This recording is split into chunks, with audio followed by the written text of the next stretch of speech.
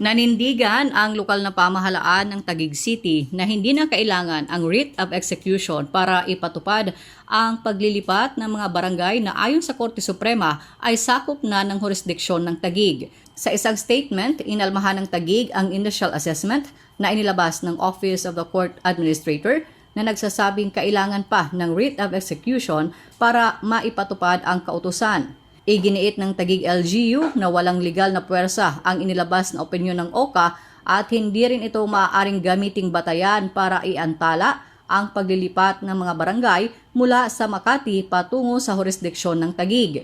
Dagdag pa nito, ang opinyon na inilabas ng OCA ay hindi nasakop ng kapangyarihan nito dahil hindi na bahagi ng routine administrative matter na dapat nitong pangasiwaan sa mga trial court. Taliwas din umano ang opinyon ng OCA sa nature at tono ng mismong desisyon na inilabas ng Korte Suprema na self-executing.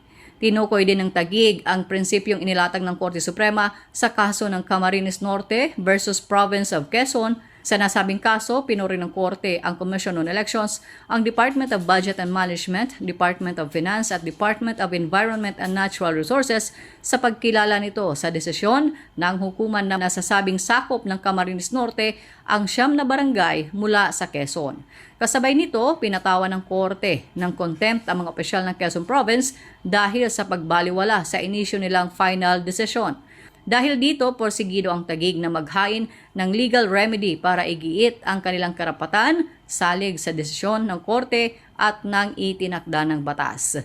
Matatandaan na 2 beses nang ibinasura ng Korte Suprema ang tangka ng Makati City na mairekonsidera ang penal na desisyon ng kataas-taasang hukuman, subalit nanindigan ang mga maestrado na ang Parcel 3 at 4 sa PSU 2031 na kinabibilangan ng 10 barangay ay nasa legal na jurisdiksyon ng Taguig, base na rin sa iprinisitang historical, documentary at testimonial evidences.